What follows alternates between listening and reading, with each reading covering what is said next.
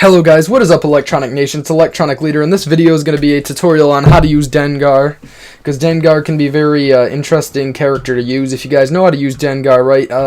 Also, not to mention, I'm going to try to keep my videos a little bit longer, around 5 minutes, no promises or anything, but I'm probably going to try to get 5 minutes to be my standard, at least for my regular video size.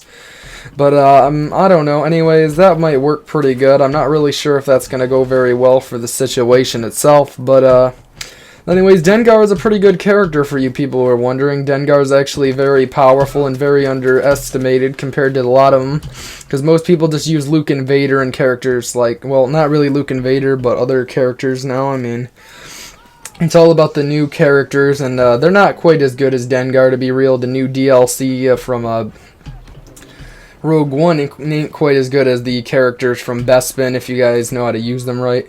Now, anyways, let's get into the little traits of Dengar. First, let's go over his weapon. His weapon is called the DLT-19. It's basically a LMG with a low amount of damage, but a big fire rate, and it will shoot a lot of bullets at once, if you guys are really wondering. So it'll fire like 20-30 bullets really quickly, especially with his other special ability, which I will be talking about a little bit later from now. But he's definitely one of the better villains of the game. Dengar is very quick.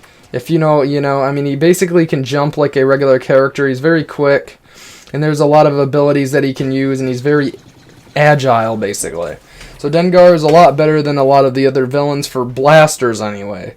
I don't know if he's better than Bosk. I can't really debate that one, but anyways, let's get into his abilities. First of all, Dengar has got a ability basically where he rushes forward. He drops a little grenade on an enemy's shoulder, and it'll completely just wreck the enemies in general. Once you drop it on their shoulder, it'll just melt their health, and even heroes will have some health melted, and they'll be stunned for like 5 seconds or something of that sort. But that's a good amount of time for a little grenade being dropped on the enemy's shoulder. Now, his next ability is called Frenzy Fire. Basically fires a very rapid fire DLT-19, but his gun kicks way up in the air, and if you guys can control this, this will even melt Chewbacca. So this is a very good ability, and very overlooked, you know. I mean, I've actually told to some people that Dengar can melt Chewbacca, but some people don't believe me, some people do. It just depends on the situation. But Frenzy Fire is basically his best ability, and it'll melt almost anybody except Luke. Watch out for Luke. He will do a lot of damage to you.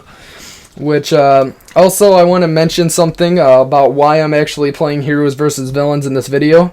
Dengar is more of a hero takedown villain than all the others. I mean, he's basically has all his abilities set up to do damage, so it's very good to kill the heroes, and it'll work very effectively in the battlefront. Now, game modes he'd be good in, he would be good in Hero Hunt, because, you know, it's one of the main modes to use him in, because it's close quarters, and heroes versus villains. These are the only two modes I recommend using Dengar, and I don't recommend him taking him outside the other game modes that I just mentioned.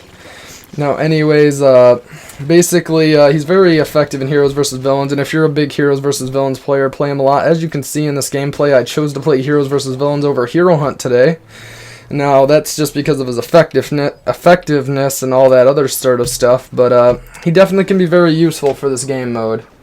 Hero Hunt and Heroes vs. Villains, like I said, are very good game modes because he does a lot of damage and he can kill quite quickly in close quarters. So that's the reasons for that.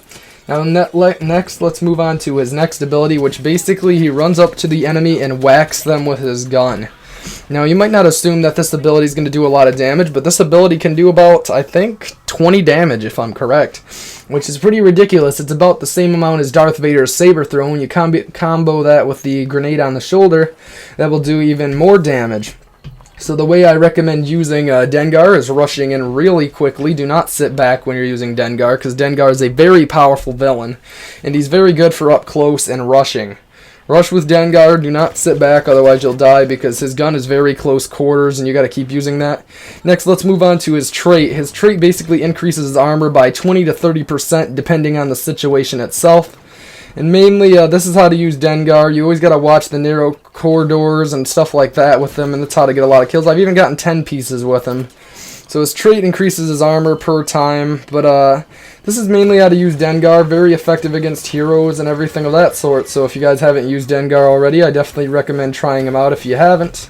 An electronic leader is definitely going to be signing out. So peace, guys.